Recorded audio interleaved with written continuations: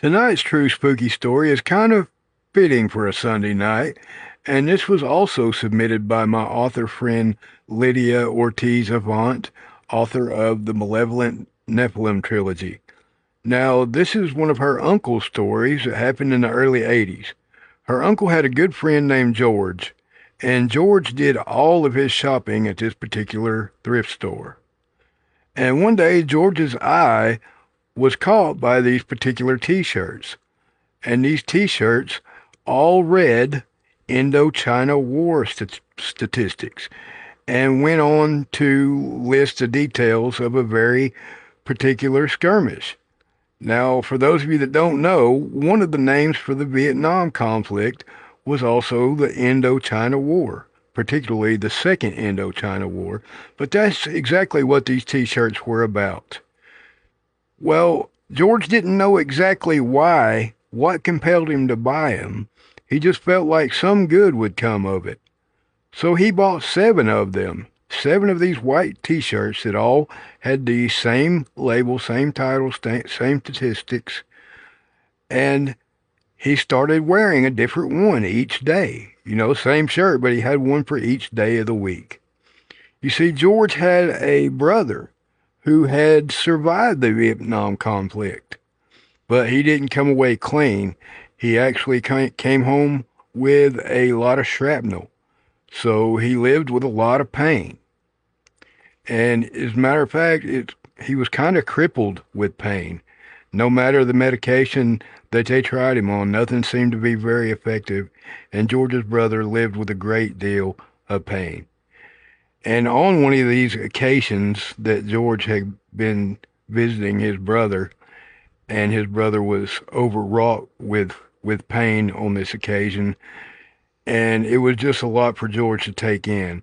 Said on this particular occasion it was so heavy on him that he just started to walk as he left his brother's house that evening. He just started to walk and pray for his brother and for the relief of his pain. Now it even began to rain, but George just continued to walk and continued to pray for his brother and to relief for his brother's pain. Well, after a little bit of time had passed, George crossed paths with another gentleman, and immediately he noticed that this gentleman was wearing the exact same shirt as he was. So they began to walk together. And he also noticed that this gentleman was walking with a bit of a limp. We'll come to find out that indeed they had bought the shirts from the exact same thrift store, and this gentleman was also a Vietnam vet. As a matter of fact, he had stepped on a mine, and that's why he had the limp. And he also lived with a great deal of pain. And he said that the only time that his pain was bearable was when he wore that shirt in particular.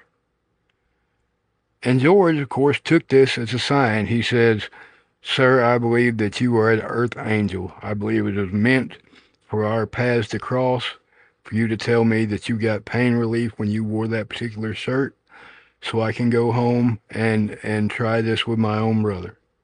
So he took off in a hurry to go meet up with his brother to see if this would indeed work for him. But before he did, he made sure to get the address where the gentleman lived. And it turns out he lived in a house directly across the river from his brother. So, George excitedly hurries home to his brother's house, and his brother is fast asleep when he gets there. But he waits for his brother to wake up. He does not even, wait till the next day. He just sits there and awaits his brother to wake. And when he does, he tells him all about the strange incident, and he will not take no for an answer. Of course, George's brother does not put much stock in this at first, but he puts the shirt on to humor George. And within 5 minutes, his pain is totally manageable. It's almost gone. And magically, this works for his brother, too. So, of course, George gives his brother all of these shirts, all seven of them, so he has one for every day of the week because the gentleman that he had met that day in the rain told him that the only time that he ever had any pain was when he took his shirt off to wash it. So of course George gave his brother every last one of these shirts, so he never had to worry about it being in the wash and never had to live with a day of pain again. Well, George went to seek out the gentleman who he had met to thank him, and he went to the exact place where the brown house was supposed to be, but there was no brown house there. And that's exactly what the gentleman told him, was that he lived in a brown house directly across the river from where his brother's house was. Well, he went on more than one occasion looking for this brown house. And eventually one day he spotted an elderly woman outside in the nearby area where the house was supposed to be. So he asked her about it. And she told him that indeed there had been a brown house there at one time, but that was when she was a child and it had been gone for many years. So what do you guys think was going on in this story? Thank you, Lydia, for this story. Awesome story, perfect for a Sunday night. Thank your uncle for and George for sharing it. And you guys keep sharing your stories, keep sending in those stories and suggestions. That has been Jay's Haunted Appalachia for tonight. And keep Appalachia haunted, y'all.